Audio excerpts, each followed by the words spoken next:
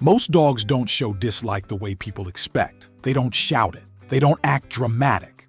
And they almost never make it obvious. Instead, they communicate through small adjustments in distance, timing, and attention.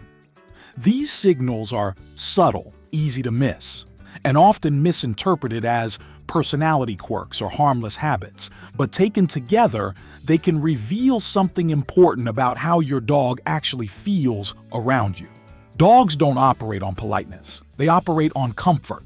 When something feels off, their behavior shifts long before their emotions become visible.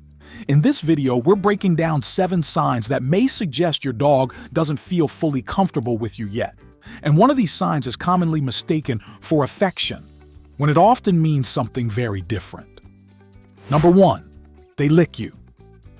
Licking is one of the most commonly misunderstood dog behaviors because humans instinctively interpret it through a human emotional lens. We see licking and assume affection. Dogs experience it very differently.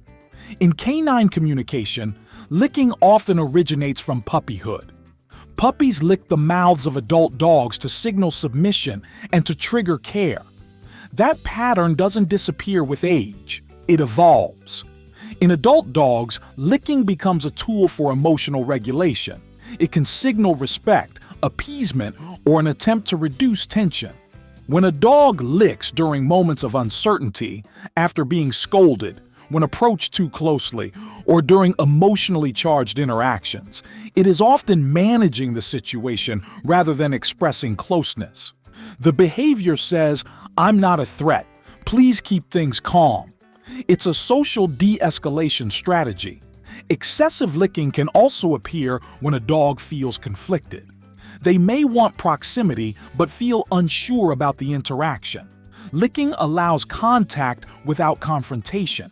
It maintains connection while protecting the dog from potential stress. True affection looks different. It's quieter. It shows up as relaxed posture, loose facial muscles, and the choice to remain near you without being prompted. Stillness matters. A dog who rests calmly beside you without needing to perform a behavior is often displaying a deeper sense of emotional safety than a dog who licks constantly. Understanding this distinction changes how you read your dog. Not every lick is love. Sometimes it's communication asking for balance. Number 2, they destroy your belongings. Finding your shoes shredded or cushions torn apart feels intentional, but for dogs, it's rarely about anger or revenge. Dogs are instinctively drawn to objects carrying your scent because that smell signals safety, attachment, and emotional regulation. When anxiety builds due to separation, unpredictability, or unmet needs, your scent becomes both comforting and stimulating. Destruction often happens when emotional energy has nowhere else to go. Chewing releases stress, lowers arousal, and provides sensory feedback that calms the nervous system.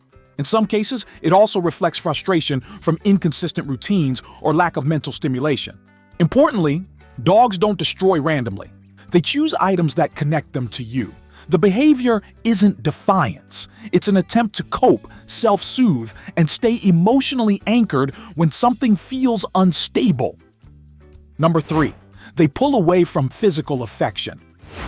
There's a specific kind of disappointment that comes from reaching out to your dog with genuine affection, only for them to quietly avoid it. They lower their head. They step to the side. They turn their body away just enough to break contact. It feels personal, but it usually isn't. For humans, touch is emotional shorthand. It's how we express closeness without thinking. For dogs, touch carries meaning before emotion ever enters the picture. Pressure, positioning, and control all matter. A hand reaching from above changes the dynamic instantly. A hug removes choice. What feels loving to us can feel confining to them. Many dogs enjoy petting, but enjoyment depends heavily on context. When affection arrives too often, too intensely, or without invitation, it stops feeling comforting and starts feeling intrusive. Dogs don't reject affection out of spite. They regulate it based on what their nervous system can tolerate in that moment. Avoiding touch isn't a sign of coldness, it's information. It tells you that connection needs to slow down, not disappear. Trust grows when dogs are allowed to initiate contact on their own terms and when affection feels like an option, not a demand. Number 4, they selectively ignore you.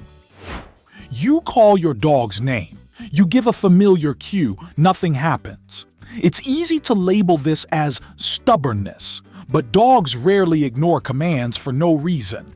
Selective listening is usually a symptom, not a personality flaw. Dogs listen best when communication feels predictable and emotionally safe. If cues change tone, timing, or meaning from day to day, the dog's brain starts filtering them out. Inconsistency creates uncertainty, and uncertainty weakens cooperation.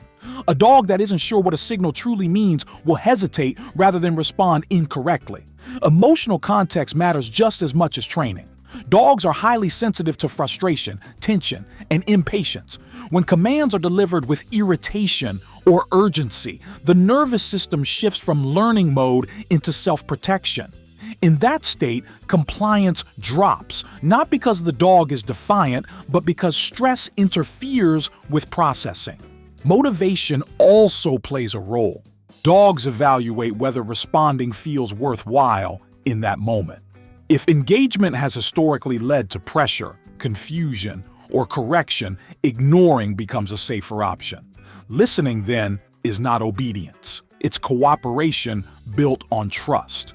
Improving responsiveness isn't about being louder or stricter. It's about clarity, consistency, and emotional neutrality.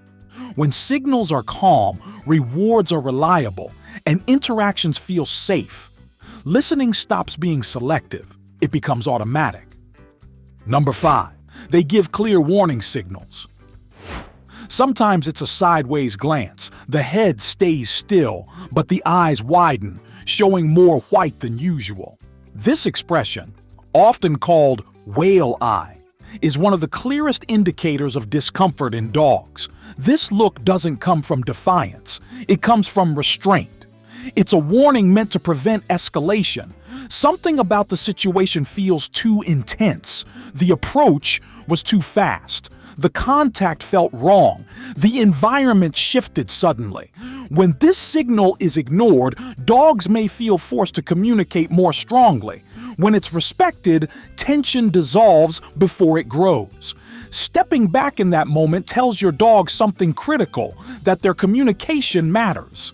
Dogs who feel heard don't need to escalate. They don't need to defend themselves. The warning look is not a failure of training.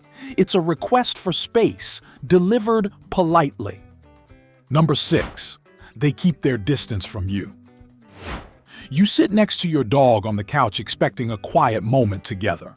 A few seconds later, they stand up and move to the other side of the room. Sometimes it's subtle, sometimes it's immediate. Either way, the message is the same. Dogs value personal space more than people realize, especially when resting. Being constantly approached, leaned over, or crowded can quietly drain their sense of safety. What looks like closeness to us can feel like pressure to them. Here's the irony. When dogs are given space, they often choose proximity on their own. Distance reduces tension. Curiosity replaces avoidance, but when closeness is pursued too aggressively, avoidance becomes a form of self-protection. If your dog consistently avoids sitting near you, avoids eye contact, or retreats to specific safe zones, it doesn't mean they dislike you. It means they don't feel fully relaxed around you yet. Dogs move toward what feels calm and predictable. Space, in this context, isn't rejection, it's regulation. Number 7, they avoid vulnerability around you. Some dogs refuse to eat unless they're alone. Others become tense when approached while resting or sleeping. These moments matter more than people think. Eating, resting, and sleeping are vulnerable states for animals. In the wild, these moments carry risk.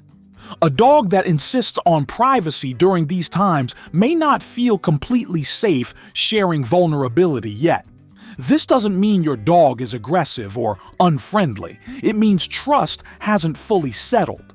Dogs are highly aware of boundaries even if they don't respect ours perfectly.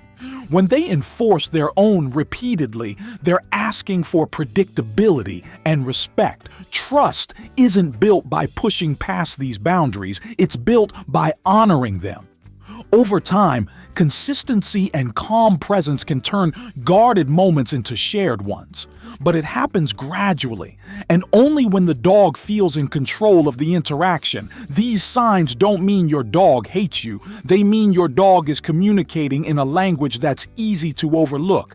Discomfort doesn't always look dramatic. Often, it looks quiet. When these signals are noticed and respected, relationships don't weaken. They deepen, because trust isn't built through force or affection alone. It's built through understanding.